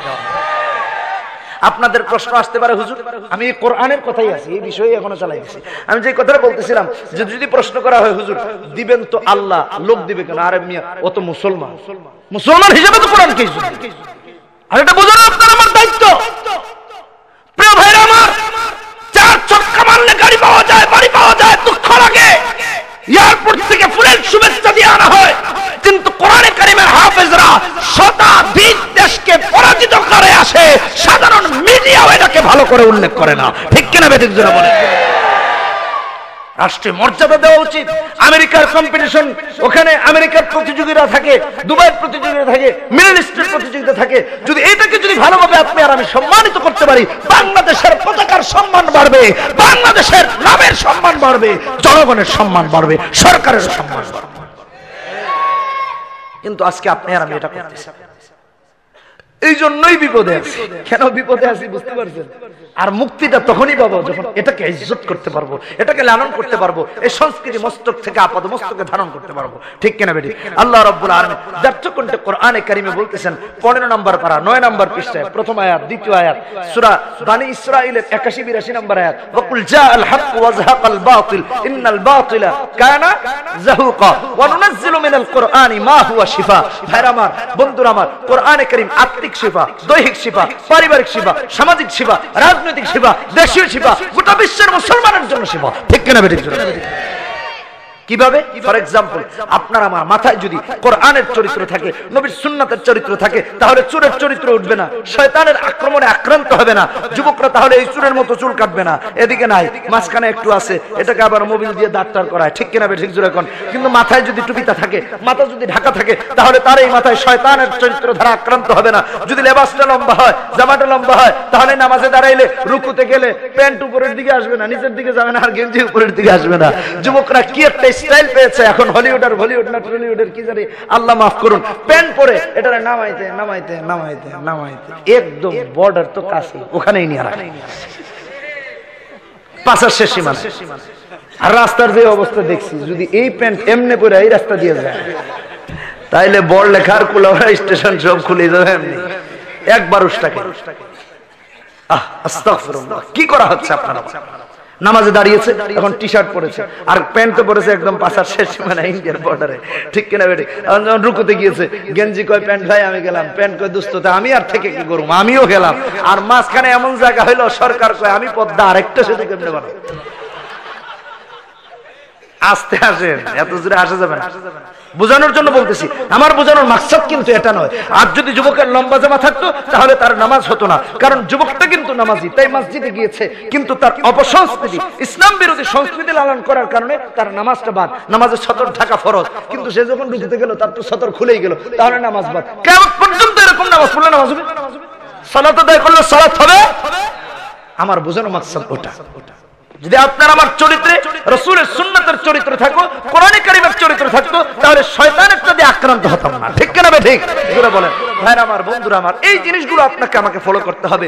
যদি ঠিক তেমনি ভাবে গোটা পৃথিবীর মুসলমানরা যদি কোরআন এবং নবীর সুন্নাতকে লালন করতো সিপাহী হিসাবে, ঢাল হিসাবে, প্রোটেকশন হিসাবে, তাহলে শয়তানের চরিত্র আর আক্রমণ দিয়ে আক্রান্ত হতো।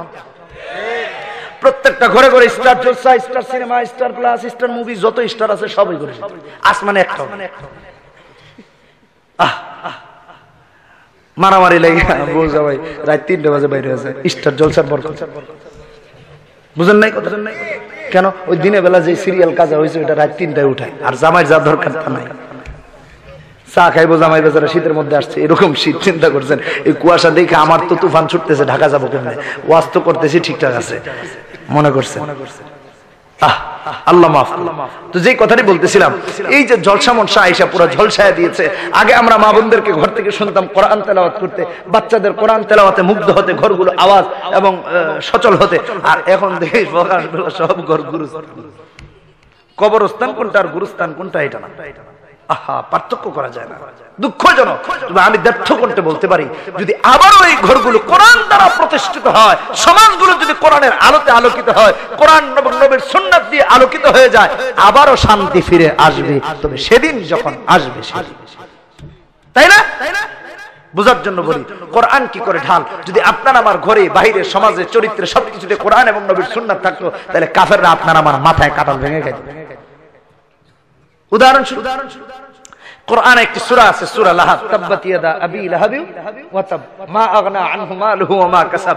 এরপর আছে না ওয়ামরাআতু, সামনে এক আয়াত পরে ওয়ামরাআতু উম্মে জামিল, আবু লাহাবের স্ত্রী। আল্লাহ তো আবু লাহাব তার স্ত্রীকে অভিসম্পাত করেছেন। আবু লাহাবের স্ত্রী ছিল ক্রেজি মহিলা, বুঝেন নাই? আপনাদের এদিকে নাই, অনেক জায়গায় খুব মাইয়ারা আছে, মাঝে মাঝে জামাই রোমান্টিক আছে না? মনে করেন প্রত্যেক দিন জুয়া খেলতে যায়, হঠাৎ আজকে আইসে ওয়াজ শুনতে, জামাই কিন্তু ঝাড়ু নিয়ে খাড়ায় আছে, বলে আজকে আসো, কারণ জানে না তো ওয়াজে, ও তো জানে আজকে মনে হয় জুয়া খেলতে গেছে। রাফি বিন মনির সাহেবের ওয়াজ শুনতে গেছিলাম, মারিস না, তুই আবার ওয়াজ শুনবি, এটা শয়তান বিশ্বাস করবো।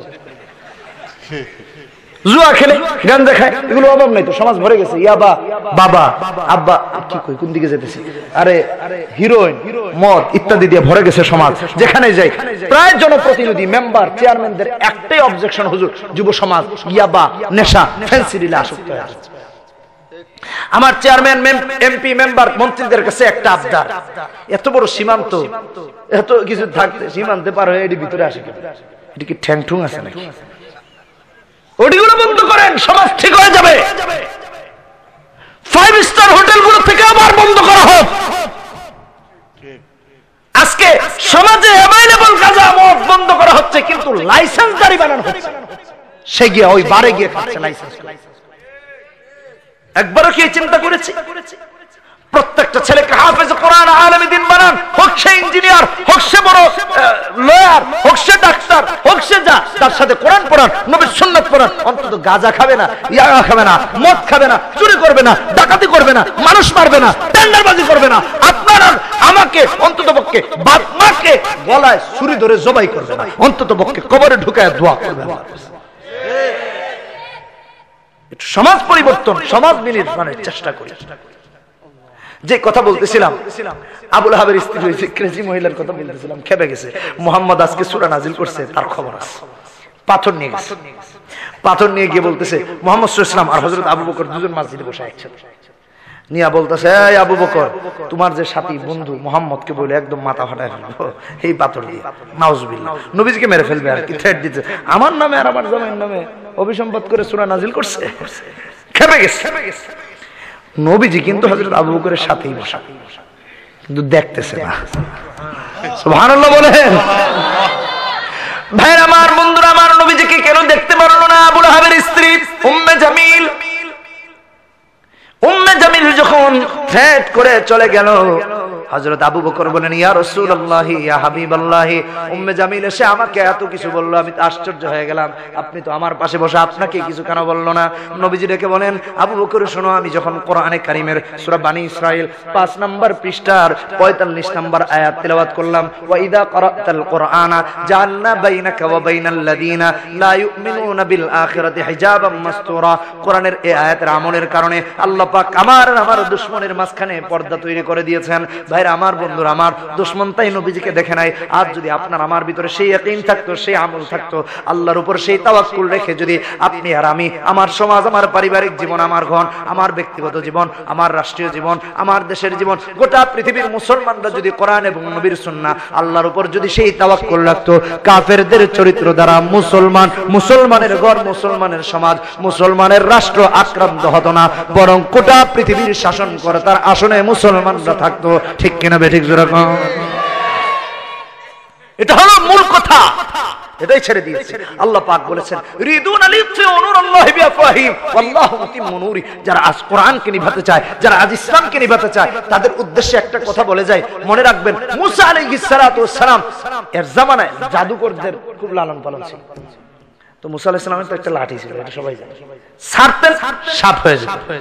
ঠিক কিনা বেঠিক? জাদুকররাও সর্বোচ্চ মন্ত্রতন্ত্র পরে ছাড়ত, কিন্তু কাজ হইতো না, সব খায়া খুয়া হজম।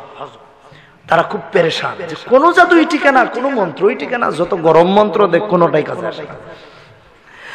তো এক সিনিয়র জাদুকরের 2 বাচ্চা ছিল, সন্তান, তারাও সিনিয়র জাদুকর। একদিন স্বপ্নে বাবাকে দেখে বলতেছে, বাবা, এই যে মুসা আসলে ইনি কি নবী? দাবি করে তো নবী, বাট পরীক্ষা কেমনে করে? তো বাপ বলতেছে, এক কাজ করো, ইনি যখন ঘুমাবেন তখন তার লাঠিটা চুরি করে নিয়ে আসবে, যদি চুরি করতে পারো তাইলে ইনি নবী, আর যদি চুরি না করতে পারো তাহলে নিঃসন্দেহে তিনি নবী। বাপ বুদ্ধি শিখাইয়া দিছে, ঘুম তো ভেঙে গেছে, বুদ্ধিও পাইছে। মুসা আলাইহিস সালাম ঘুমাইতেছেন, লাঠি রেখে 2 ভাই চুরি করতে গেছে, লাঠির কাছে গিয়েছে, লাঠি তো সাপ হয়ে এই যে দৌড়ানো আরম্ভ করলো। বলতেছে, বাবা গো, আব্বা গো, লাঠি চুরির বুদ্ধি শিখাইলা, কিন্তু এটা সাপ হইলে যে কি করতে হবে সেটা তো শিখাও নাই, এখন এটা থামাবে, কোনোভাবে তো থামে না, জ্বর চলে আসছে। এখন বলতেছে, আল্লাহ সত্যি তুমি আল্লাহ, মুসার আল্লাহ সত্যি আল্লাহ, মুসার উপর ঈমান আনলাম, আল্লাহর উপর ঈমান আনলাম, লা ইলাহা ইল্লাল্লাহ, মুসা কালিমুল্লাহ, তাও আল্লাহ সাপটারে দিয়ে আর দৌড়ায়ও না, থামাও। আল্লাহ পাক সাপ থামায়া দিয়েছে, কারণ ইখলাসের সাথে ঈমান এনেছে। ভাইরা আমার, বন্ধুরা আমার, যারা কোরআন বিরোধী, যারা ইসলাম বিরোধী, যারা নবী বিরোধী, যারা নবীর চরিত্রকে কলঙ্কিত করার চেষ্টা করতেছে, যারা মুসলমানের কলিজায় আঘাত দিচ্ছে, যারা মুসলমানের ব্যাপারে উগ্রতার আশ্রয় নিয়ে মুসলমানকে অ্যাটাক করতেছে, আমি দৃঢ় কণ্ঠে বলে দেই, মনে রাখবেন, মুসা আলাইহিস সালাম কিন্তু ঘুমন্ত ছিলেন, তার মুজিজা কিন্তু জাগ্রত ছিল। কোরআন আজকে জাগ্রত আছে, নবী সবুজ গম্বুজের নিচে ঘুমন্ত আছেন। যারা কোরআনের উপর জুলুমের হাত দিবে, মুসলমানের উপর হাত দিবে, আল্লাহর গজবে হাত চলে ছারখার হয়ে যাবে। ঠিক কিনা বেঠিক জোরে বলো?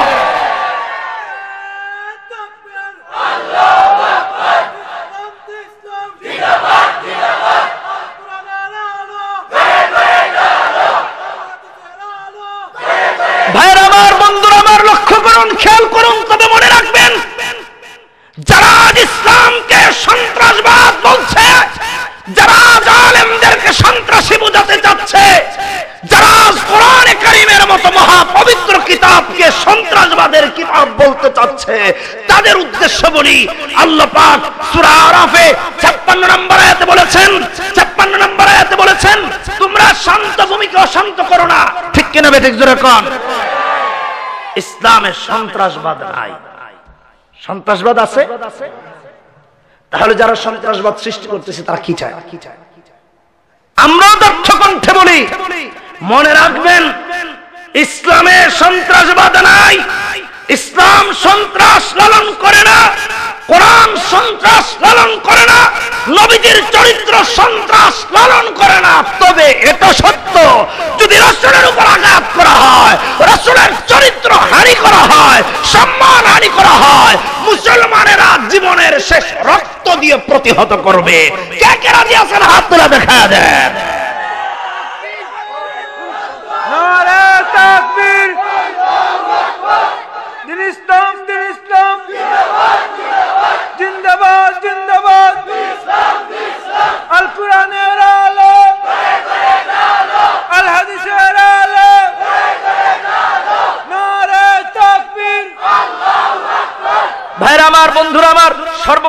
আপনাদের কাছে আমার উদাত্ত আহ্বান থাকবে, আজ থেকে ওয়াদা করতে হবে কোরআন বিরোধী কাজ করব না, নবীর সুন্নাহ বিরোধী কাজ করব না, কোরআন লালন করব। কে কে রাজি আছেন? নবীর সুন্নাত লালন করব।